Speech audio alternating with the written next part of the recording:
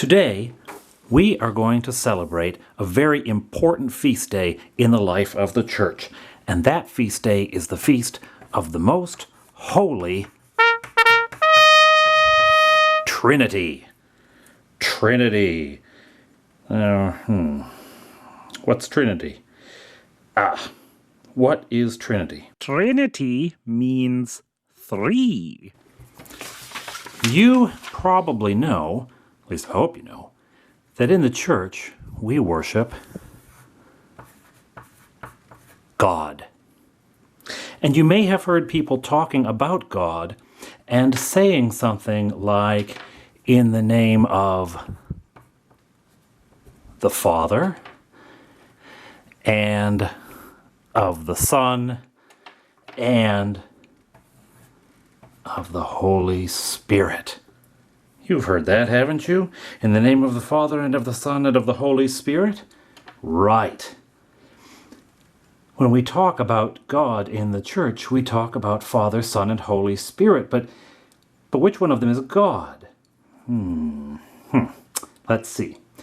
Well, a lot of times, when we talk about God, we think about the Father being God. Jesus prayed to the Father after all. Certainly, the Father must be God. And in fact, the Father is God. Yes. But then we know about the Son, and in case you don't know, the Son is Jesus. And Jesus is also God. So Jesus is God. Right. The Holy Spirit. Now, we just celebrated Pentecost last Sunday, and we know that the Holy Spirit is also God. So, okay, the Trinity. God is Father, Son, and Holy Spirit. That's right. So they're all the same, right? No, not the same, because the Father is God, but the Father is not the Son. And the Son is not the Spirit, and the Spirit is not the Father.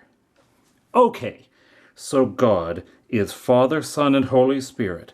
And the Father is God, and the Son is God, and the Holy Spirit is God, but the Father is not the Son, and the Son is not the Father. The Father is not the Spirit, the Holy Spirit is not the Father, the Spirit is not the Son, and the Son is not the Spirit. Right? This can be confusing, and it's hard to communicate to people. So a very clever man named Patrick, that guy, he came up with a way of talking about it.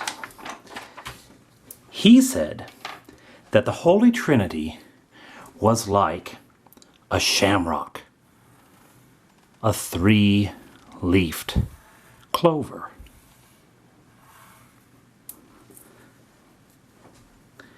And that's really good in some ways. He was right.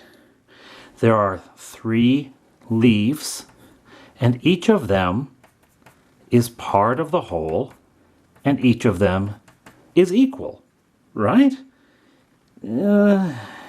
Kind of. I mean, it's true in a way, but in another way it's not, because you see, this leaf here is just one leaf. It's a part. And if you took it away, it would be incomplete, and these aren't the same as that, and this bit's over here and that bit's there. It's not quite right. It doesn't quite describe the Holy Trinity. This starts to get really, really complicated. In fact, some people have decided that the best way to depict and talk about the Holy Spirit is like this. And maybe you see why. The Father, the Son, the Holy Spirit are not complete without one another. You see, the lines intersect, and they go into each other, and there's no space that is not connected to the whole. And it just keeps going around. The beautiful thing is just when you think you've finished defining it, oh, no, you've got to go this way now. And you can't do this one without going to that one. In fact, the more you go, the more you find that they keep going around. It's a mystery. And one of the things about a mystery is that we humans like to solve mysteries. But there's a problem. You see, the Trinity isn't the only mystery that we know about.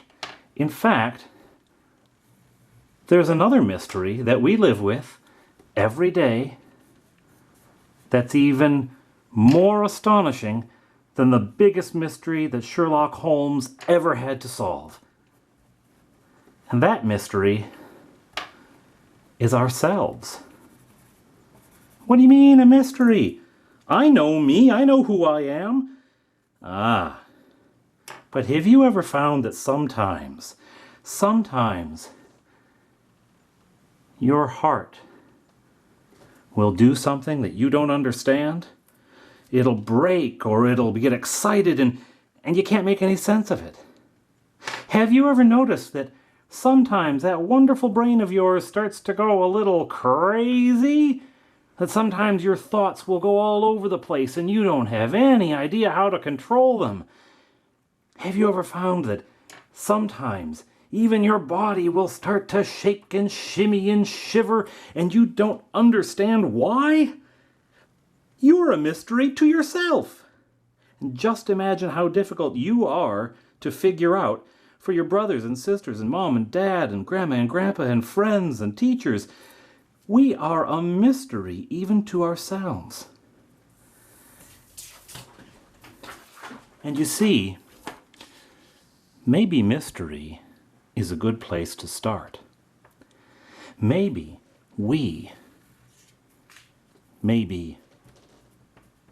you are part of a bigger mystery than you know. Maybe the reality is that there is a place for you. There is a place for you within a big mystery, the mystery that is God. And that at the intersection of the Father and the Son and the Holy Spirit, there is a mystery so huge that the only way to talk about it is in terms of love. Because love is the biggest mystery we have. It doesn't make any sense. It doesn't have to make sense. We love because we love. And the Father loves the Son, and the Son the Father, and the Father loves the Holy Spirit, and the Spirit loves the Son, and the Son loves the Spirit, and the Spirit loves the Father. There is nothing but love in God. Lover, beloved, the love they share, however you talk about it, God is love. And you were baptized. You were baptized in the name of the Father and of the Son and of the Holy Spirit, which means that you were baptized into the middle of love. You live in love, surrounded by God, held by God in love. That is the mystery of the Trinity. And it's not a mystery you solve. It's a mystery you just live with. The mystery of the love of God.